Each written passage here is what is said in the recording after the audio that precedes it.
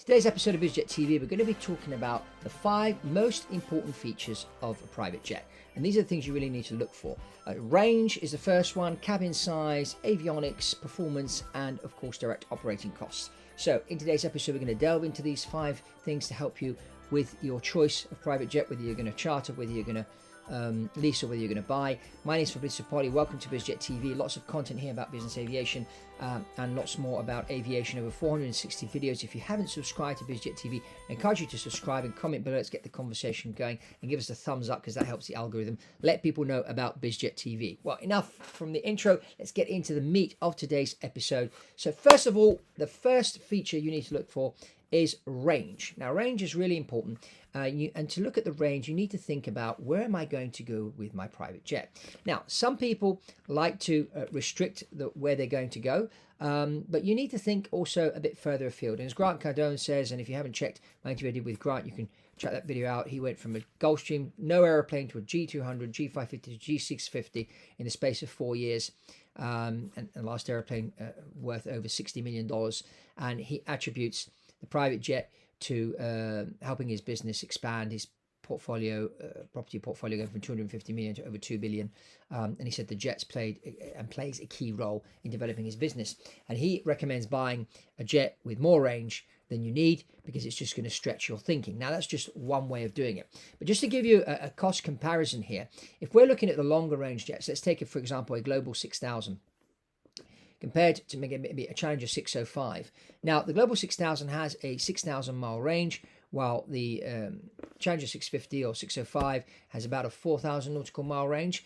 The difference in operating costs is about 1.9 times more. So it's almost, the Global 6000 costs twice the direct operating costs of operating a Challenger 605. So when you're thinking about this, if you're going to do some long distance trips which require 5,000 to 6,000 nautical mile stretch, you need to calculate how many of those trips are you going to do a year, because if you're going to do 12, 15 of those long trips, then it's probably best to buy a Global 6000.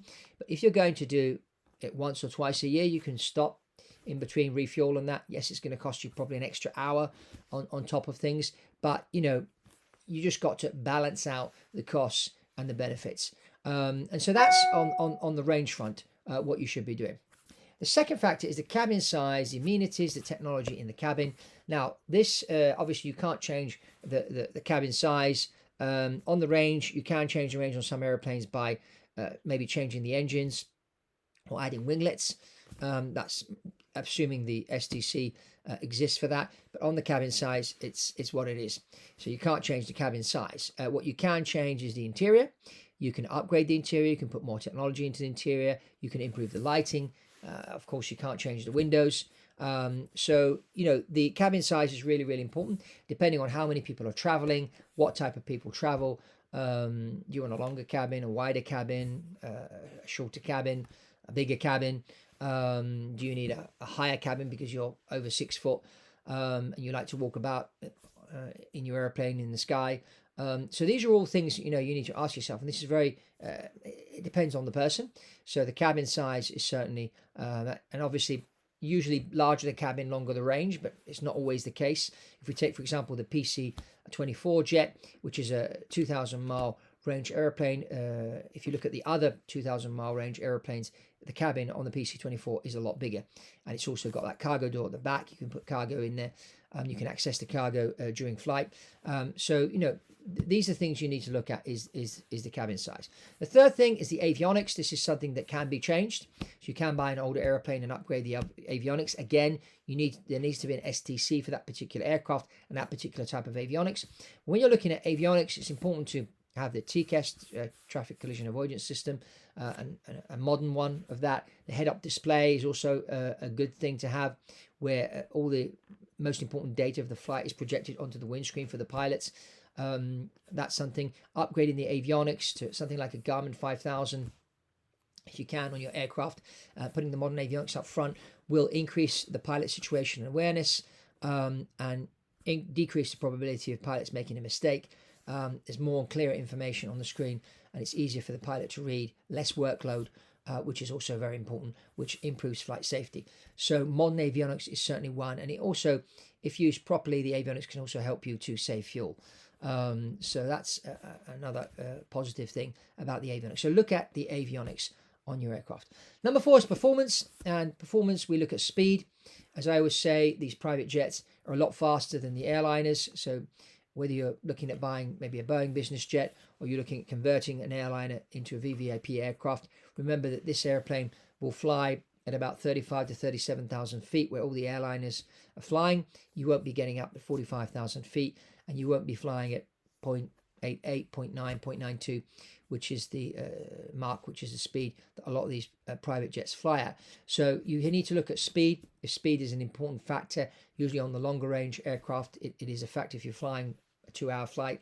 Whether you fly 10% faster or slower doesn't really change on such a short flight. It does on the longer flights, so that's something to consider. The other thing with performance is landing and takeoff capability. So what type of runways are needed, and it's not just the length we're looking at the elevation, we're looking at temperatures and that, and seeing what overall performance the aircraft has as far as landing and takeoff is considered. And that depends on where you're going to go. If you're going into short airfields at high elevation, if you're going into grass strips or unpaved runways, you're going to need an airplane that has that ability to be able to land on unpaved runways, like for example the PC-24, or that there is an STC to modify the landing gear in order to allow you to land on grass with a jet, like you can on a Citation and certain Learjets.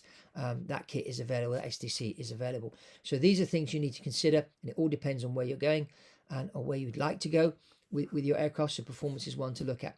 The next, last but not least, is direct operating costs. Now, there are different number of costs when you're buying an aircraft, from financing, from the fixed costs, the depreciation, which we've talked about in another video. Check that link above on the depreciation, which is important, bonus depreciation, which is going to be changing the end of this year in the United States.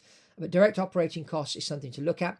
Now, when you're comparing aircraft of the same category, so whether it's a light jet or medium-sized jet or a long-range jet, when you look at the direct operating costs, there isn't much of a difference between one aircraft and another. If you're comparing, I don't know, a Gulfstream G550 to a Global 6000, the direct operating costs, you won't see a 30% difference, for example. Okay, so where you will see a difference is between the longer range and the mid-size cabin. As I said, almost twice more expensive to fly the larger cabin aircraft. So when you're looking at direct operating costs and you're comparing a Honda Jet to a Phenom 100, for example, there's not much difference. There may be difference in the maintenance programs and that. So that's something to look at cost-wise. But overall, most of the time when someone's going into buying a private jet, they're buying time, they're not buying an aircraft. And so they need to look at things like range, they need to look at runway performance, they need to look at cabin size, because these are more important factors to why you're buying a private jet. I mean, if you want a bit of a larger cabin because you're a big guy, and that will make the flight more comfortable for you, so when you get the other end, you're more rested instead of flying maybe in a small cramped cabin. But it's going to cost you a bit more money, but you're going to get to the other side more rested, which is far more important, because you go into those business meetings ready to go, ready to close deals, and make more money. So this is really the thing to look at. So I would certainly look at all these 5 factors, and it's very it depends on you. You can't really suggest the right jet on a video like this, because I don't know who you are. I don't know what your mission profile is. I don't know what your business is, what your style is. And this is why it's important when you're going to buy a private jet, in particular if you're a first-time buyer, you've never bought a jet before, never operated a jet before, that you have a trusted advisor that can guide you through the process and can hone in and figure out what's the best solution for you. So if you want to ping me a message, emails here, or go to the website, and we can get on a Zoom call and get specific about your private jet requirements. So, and you know, if you're the first time here or you haven't been on here much, I encourage you to look at some of the other content we've got here on BizJet TV. Check this last video I did about this Gulfstream G800, which is a new airplane that's coming out. Interesting one, interesting aircraft, and you may want to check this other video about the Falcon 10X, which is a new airplane coming out. But you know, there's also older aircraft that you can upgrade. So if you have a look around here on BizJet TV, you can find some other content that may help you. over 461 videos here. So that's all from me on this episode of BizJet TV. Remember to subscribe, give us a thumbs up, and comment below. And that's all from Fabrizio Poli on BizJet TV, and I'll see you on the next one.